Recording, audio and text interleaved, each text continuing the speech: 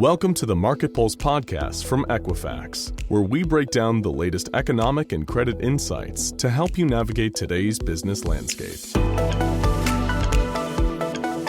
Welcome to the Market Pulse podcast.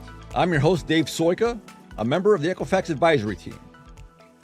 The Equifax Advisors align strategy and execution by translating economic and industry trends into practical Equifax data-backed insights and stories. We equip executives with data-driven narratives to make clear strategic and tactical decisions. In other words, we don't just study the economy, we operationalize it for a competitive edge. I want to welcome our team of experts I've gathered today. Our fearless leader and eyewear fashionista, Emily Naliff, resident economist and connoisseur of coffee, Jesse Harden, Market Pulse Index guru and flight sim enthusiast, Tom O'Neill, and finally, student loan expert and mata aficionado, Maria Urtubey. Welcome, everyone. Hey, Dave. Welcome, Dave. Hey there. To kind of get us started, I'd like us all to think about what's one major trip or event you're excited for the rest of the year, and it can't be work related. Come October, I am going to be a grandfather for the first time. Oh, Woo, that's awesome. congratulations! Congrats, Tom. Thank you. You have a new level of credibility now. That's right. These gray hairs they continue to be earned. All right, so I will add a new adjective to your introduction as the grandpa. I think the sub question for Tom is, what's your name going to be? Is it going to be Grampy or Grumpy? Or For you guys, it will be Tom. for my daughter, it will. Well, no, I'm not going to tell you guys because then you're going to use it. And for the kid, it's pretty much going to be whatever the child wants to call me.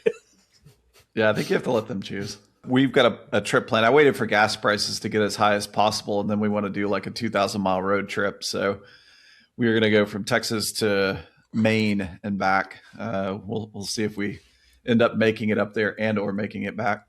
That's impressive, Jesse. I like the way that you put you put some of these topics that we discussed around affordability and financial stress to practical use. That's nice. Yeah, it's quite nerdy, right? We are going to visit, I think, a few colleges. Yeah. I've got a freshman going into sophomore student. So we're going to take a look at a few colleges, maybe from here to there. Maybe understand the economics of the college situation. Sadly enough, yeah. Had a few going through myself, yeah. I think for me, I'm just looking forward to being outside. The Atlanta area is very robust activities during the summertime activity. And of course, I spend a lot of my time working. So getting outside and having a good time is fun. Going back to the college topic, my daughter is graduating. So we'll be driving in June down to Southern California for her graduation. And my parents are coming to visit for that specific event and celebration. So it should be fun. Congratulations. Wow. Yeah. Got a lot of big things happening. Yeah. And Dave? So my oldest, my son, is getting married in June. And what's unique too, I was asked to also give the best man speech.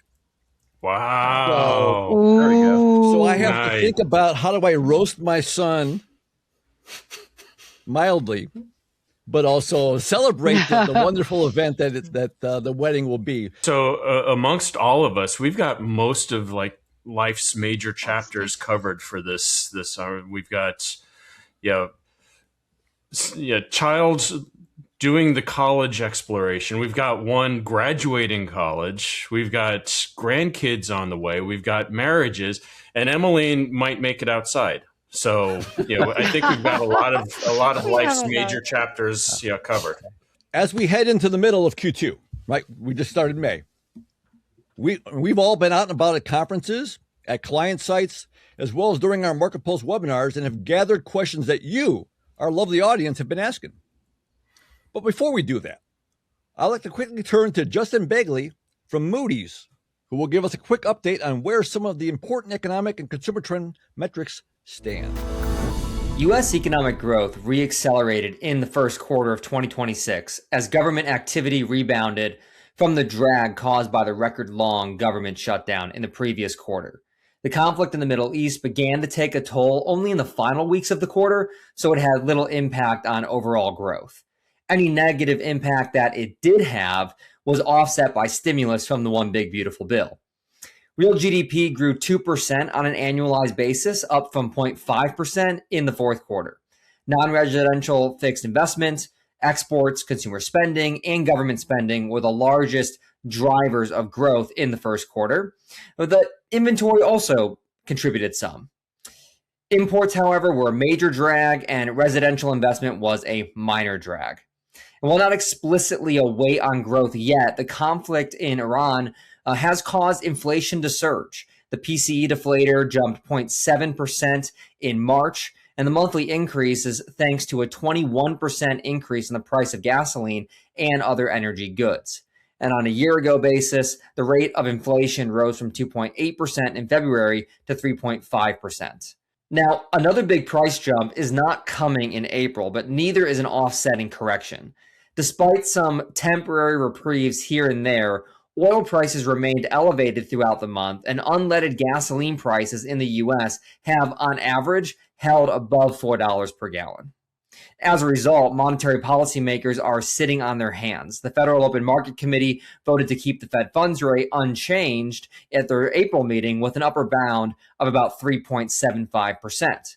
But uncertainty about the outcome of the conflict and its macroeconomic consequences is high, and 4 voting members dissented from the majority's decision. Not since 1992 has a meeting had so many objections. But fractious as the FOMC may appear, near-term policy decisions will actually be pretty easy in the coming months, given inflation's trend in 2026. When we put our May baseline forecast together, we're likely going to push back the timing of the next rate cut. Our April forecast anticipated one 25 basis point cut in December, but oil prices are approaching their highest point since the crisis began, and a durable resolution is difficult to imagine at this point. Thanks, Justin. The health of the U.S. consumer is deeply bifurcated, characterized by a K-shaped reality where total consumer debt has climbed to almost 3% year over year as of March. Prime borrowers are actively leveraging their wealth. Underserved populations are heavily reliant on high-cost alternative debt, and mounting financial stress is creating cracks in consumer resilience. Pretty light topic. So, with that, we'll dive into some questions and themes.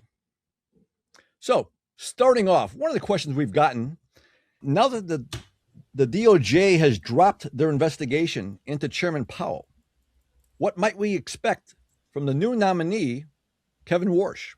Who's going to take that one? Hey, Dave, I'll take that one. And I know I've got a time limit here. There's so many things to think about with respect to Chairman Warsh or potential Chairman Warsh coming in.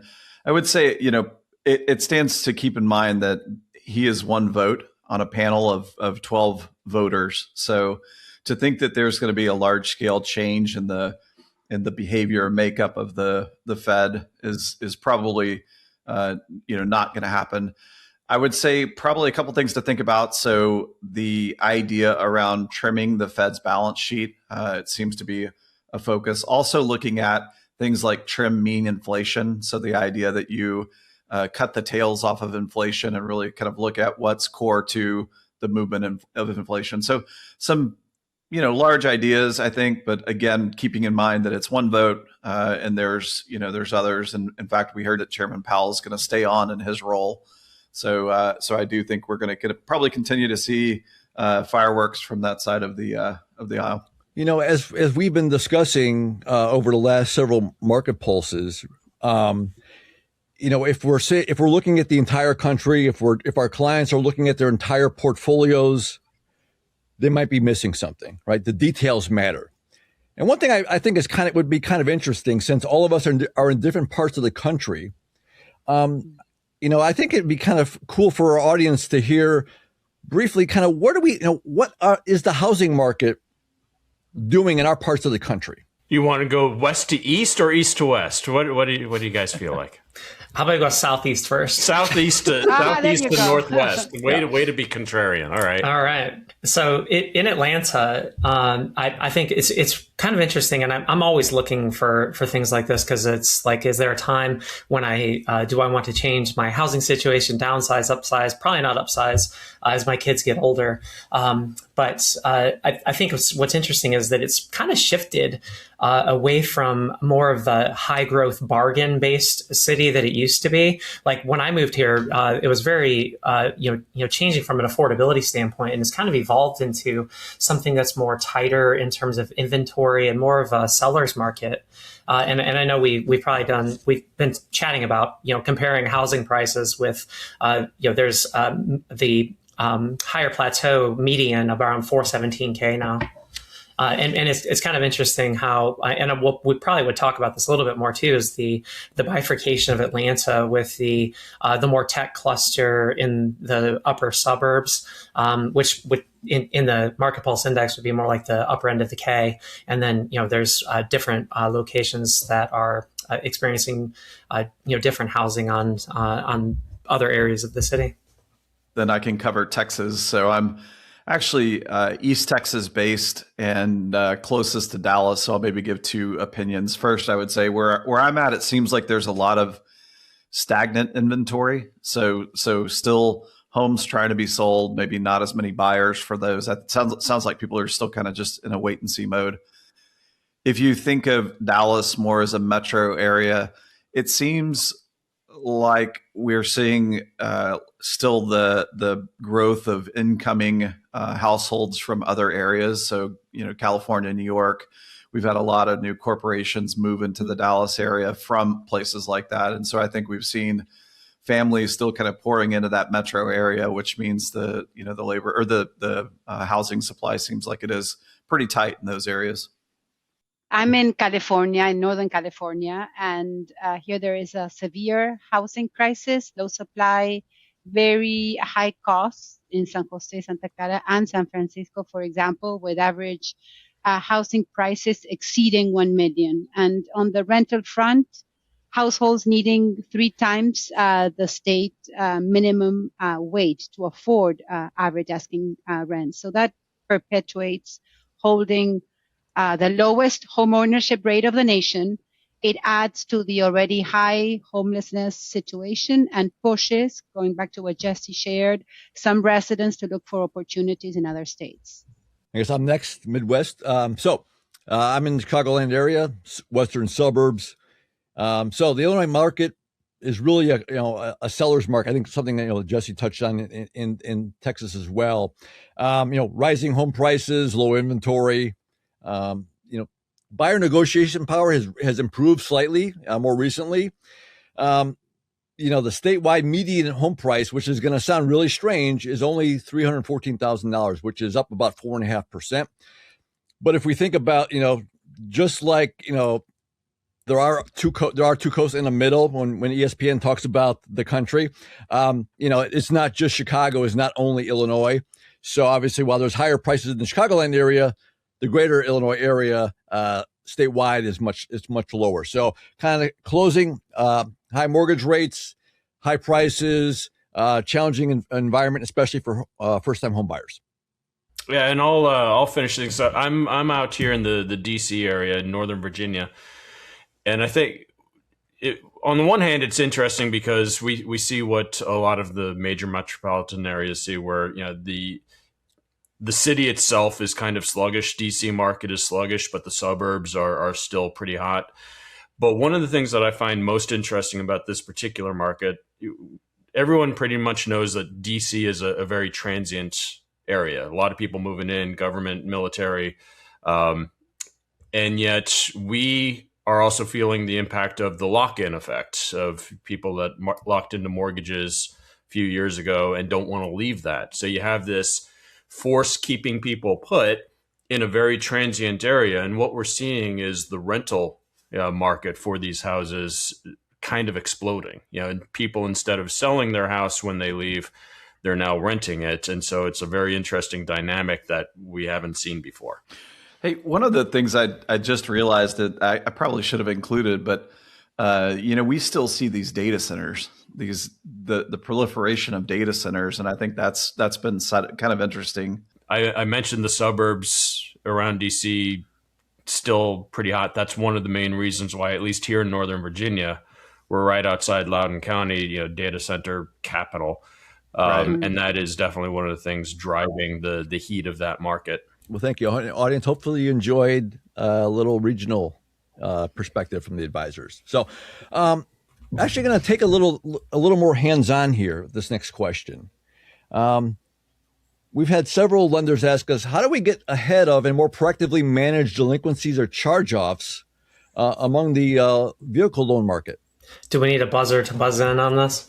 I'd like to go first if I can. There's my buzzer. Of course, that is an area that we've been studying, quite a bit. We have been drilling into the K-shaped economy, especially at the consumer level and the shrinking middle of that distribution, and where specifically when we think about subprime delinquencies in auto space, we know that they are pretty much at an all-time high, but they're still top of the payment hierarchy when it comes to paying an auto. So the place that I would look at to get ahead of any form of delinquency, regardless of portfolio mix, is what's happening in different asset classes, for example, that lead into the auto payment. So credit cards, for example, what is happening with the delinquency levels there and the utilization, because we know over time that we've studied that one of the leading indicators for delinquencies on other asset classes like auto is, has their utilization risen on their credit card, and they don't have as much liquid credit available to cover any monthly expenses that have been increasing. I think this is going to be kind of interesting as well, as we were kind of addressing costs of things. Is the change in debt to income a predictor of consumer score migration? And I'll let you guys take this any way you see fit. Yeah, I could kick that one off. I'll give a short answer, yes, and then I'll follow up with my customary, but it depends. Because that's not a sweeping statement. Yes, we do see a definite correlation between rising DTI and shifts in credit score. That stands to reason. But it's not just a blanket statement. There's different types of debt that are very much in play here. There's a difference between rising revolving debt and, say, a mortgage debt that has very different characteristics. And even within those subgroups, is revolving debt rising chronically, over time, signifying more and more stress that consumer might be under, or is it a one-time increase for a planned purchase that they had? And quite frankly, even in the mortgage scenario that I laid out, the fact that market is changing, where housing expenses used to be expected to be about 30%. It's now 40%. Even that population is under more stress, that you really have to look broader than just what's on the file to get a sense of. Yeah, I think DTI is written into policy for a reason, and all the reasons are laid out the way you described there, Tom. With high DTI in particular, having the historic, when we see that as it rises in those categories that we typically see in the next year to a year and a half, as they exhaust potential their liquidity, it will have some form of impact to the liquid credit they might have. And I would add the 40 is the new 30 that Tom was referring to, and that DTI, debt to income calculation, is critical not just for mortgages. We keep hearing that, and we know credit risk is not enough, and there are other aspects of the consumer profile, such as payment capacity, that play such an important role as well. So we have to keep that in mind. Thank you all. That was really in depth, I think, and hopefully those that have asked that question are getting some good tidbits here. Kind of taking again a wider view again, is the K-shaped economy still an appropriate characterization in 2026, given that wage growth for both the top and bottom halves have converged to the same level, about 3.7% through February of 26? I can start out with that, and then Tom, I'd love to hear your thoughts based on Market Pulse Index, but maybe I'll steal Tom's response, yes, but. So I do think the K-shape is still, we still see that divergence towards the middle. So I still think K-shape is real, but it's also kind of an academic exercise really in terms of what you want to call it. I think either it's K or E, but what it means is that there is a real pattern forming with challenge. And Dave, like you mentioned, the wage growth, that average wage growth is staying right above zero. But that sort of means, if you think of averages, that means that some wage growth is below. And so we still see that, that concern in the middle, sort of the divergence from the middle towards the bottom tail. And so I really, whether you call it K or E, I really, still think it's an area of focus and should still be. Yeah, I fully agree. And I agree with, yeah, it's less important to put a label such as K, on this. What's important is what that visual represents, and that's the trajectory of these different consumers, because that's really what we and lenders and people within the FI fields overall are concerned about. It's like, are these individuals, are these households strengthening their financial position, or are they sliding into more and more stress? And that's where, as Jesse points out, looking at averages, it's not going to cut it anymore. I mean, if we say, hey, 3.7% wage growth, great, but that's 1% for some people, or -% for some people, and it's 5% or 10% for others. And for some populations, that means that they're under more and more stress.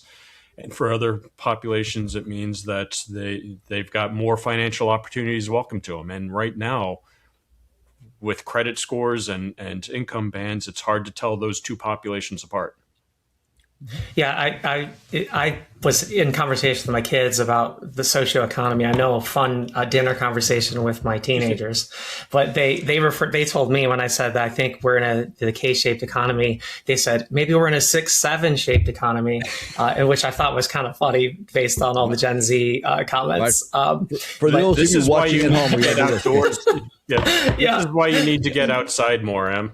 But there's absolutely been. Yes. I think the point about that is the labeling sometimes can reduce the meaning of what's actually happening. And to those points, like we know that the middle class is compressed to some degree, and we've already talked about some of these things with the housing and insurance costs and things like that.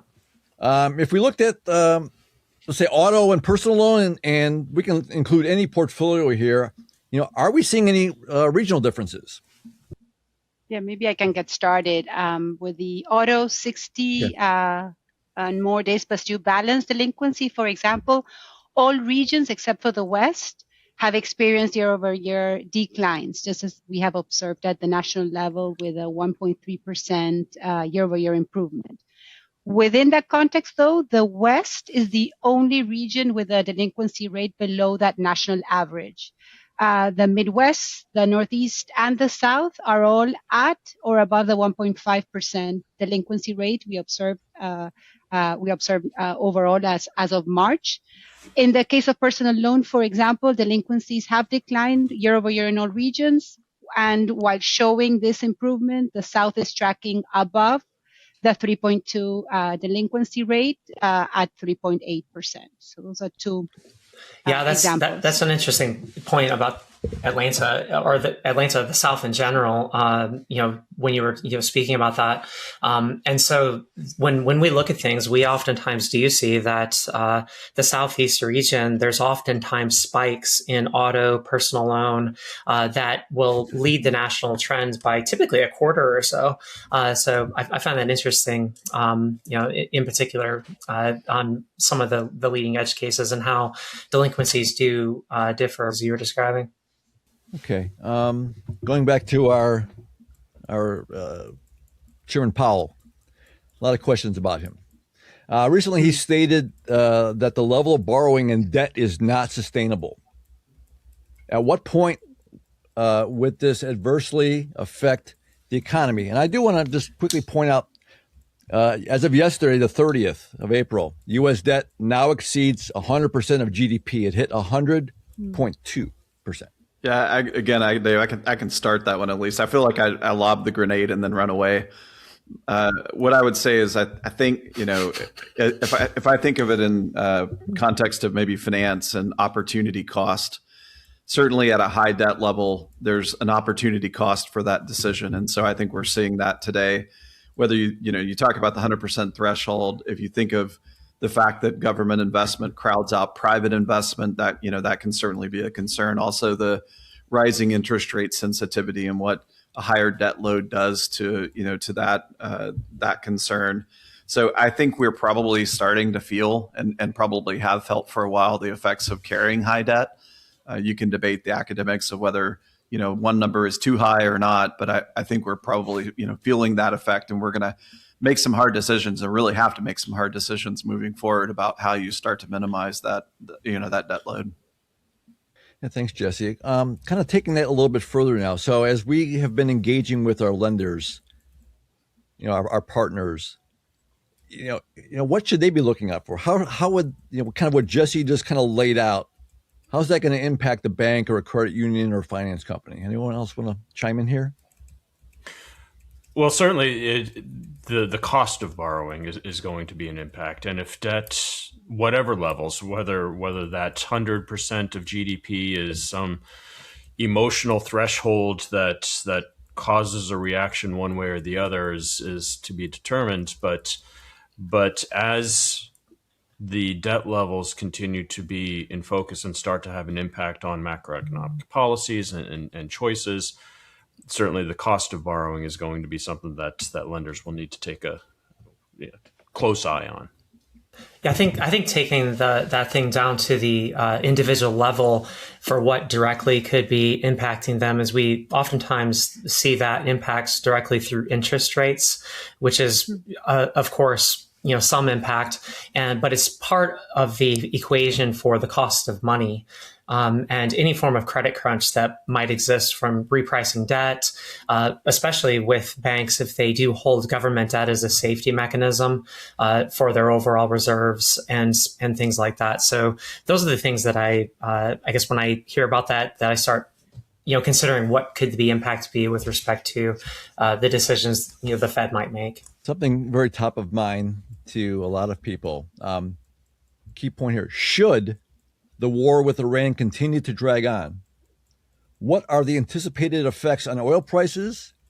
And we'll touch on auto sales as well here.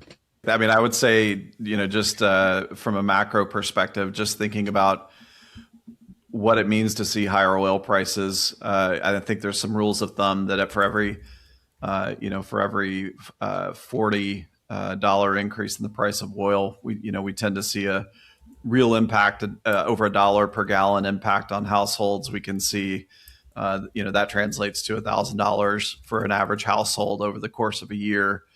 So it is impactful, especially as you think of the context of the K and what we talked about, that growing middle and how that impacts the growing middle. Yeah, I think the price of the pump is the closest thing for impact immediately that we would observe. That's when we talk about individual cash flow.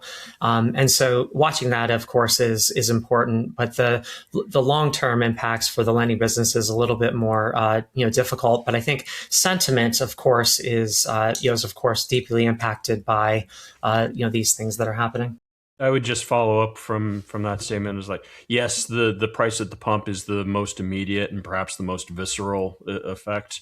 But it's important to keep in mind that rising oil prices have a very broad inflationary impact. Everything that requires oil to be produced, to be shipped for us, to where we can consume it.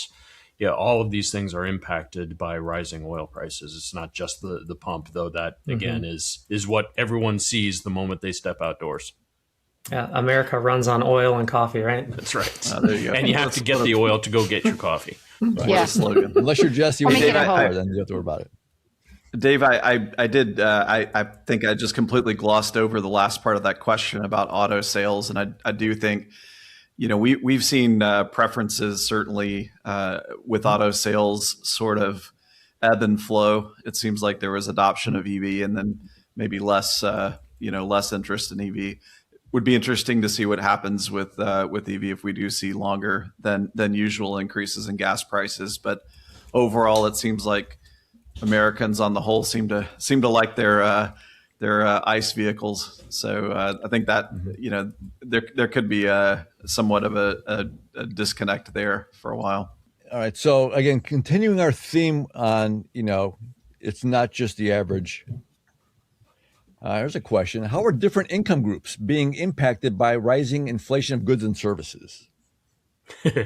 I'll start off with that, and I'm glad that I started off this session by announcing that I'm going to be a grandpa, because now I can play my grumpy old man routine and say, back in my day, things used to be pretty straightforward. Inflation would rise, and we could say, here's the groups that are going to be impacted first and most severely, and you just can't do that the same way anymore. Even the housing discussion that we had earlier, that's a good example where you think of homeowners and higher income tier groups as kind of immune to, or more immune, I should say, to rising inflation. But even there, we're seeing the stress. We see homeowners, even those locked in at low rates, are feeling the pinch of rising property insurance and property taxes and the non-mortgage aspects of owning a home. And if groups like that historically are less sensitive to inflationary pressures, if they're feeling the impact, then that's kind of indicative of how hard it is to say, here's where the pinch is going to be felt, because it could be anywhere. Yeah, as to the point that the grumpy old man self-proclaims was making, that divergence is, really, to me, when I think about that in this particular case, is about how how inflation differs, but it's oftentimes the capacity to absorb it. And we may see that any form of expenditure growth can dictate the shape of those curves. It's the top end that are outpacing inflation and able to absorb, and the bottom end of the K that are not, and things become more challenging. All right. So, this is interesting. A topic that a loan that we really we don't think much about, but it's been in the news a lot: student loans. And really, question is, has there been a change in the performance of student loan delinquency? I think we have a guru that can answer this question. The trend is up again. Recall that while the balance 90 or more days past due delinquency, which is how we track student loans and first mortgages, stands at 17%. So it's over 9% below the all-time high of May of last year. And similarly, the unit stands at 23 and is over 7% below that peak. Delinquencies as of March of 2026 are on their fourth month-over-month increase. So we have to keep going back. We have to go back to thinking about them and evaluating how they impact consumers. Thanks, Maria. Oh, okay. This is an interesting question here. Vantage score clusters for separate segments of the K economy. Who can help us with that one? So with VantageScore clusters, we have talked about the K-shaped economy. What's interesting about that in particular is that different components, as they feed into, as we're, when we examine these through the Market Pulse Index in particular to help shape what things look like, credit score, VantageScore 4.0 in particular, is part of what we study in that. And we have seen on the lower end some stabilization with that population. A lot of that has to do with a condensing of those groups, where if someone has a delinquency, like we described already, they're more likely to have other delinquencies. So that subprime population has shrunk from about 26% going back 5-6 years ago down to hovering around 19 to 20% now. So there's been some stabilization, but mainly that's because their credit scores can't really get much worse. Okay, I think we've got time for one more question. And, advisors, Equifax employees, statisticians, flight sim gurus, coffee fish. Yes, but we're also all consumers, right? And so as we've laid out the story of choice that many Americans are having to make, I'm going to ask each of the advisors, what's the one thing that you aren't willing to give up even in a challenging economy? I was trying when you mentioned this, I was like, "Ooh, what could it be?" And I thought the first thing that came to my mind is my hair. Not that you can tell right now, but that's the one thing I splurge. Highlights, special blow drying. I'm not giving that up. It's my one. Yeah. I totally agree. It is expensive. You'll be shocked to know that was not the first thing that came to my mind, Maria. No. No, my hair care was not top of mind. Well, to use the phrase, we had to make some cuts at the Soika household with hair products. Well, what is your time well ahead when it comes to that? We see the areas to cut back on. What is yours, Tom? I'm going to go all sappy, and I'm gonna continue the grandfather thing because, quite frankly, I'm going to be spoiling this kid, and that is the one area that I am looking forward to doing. And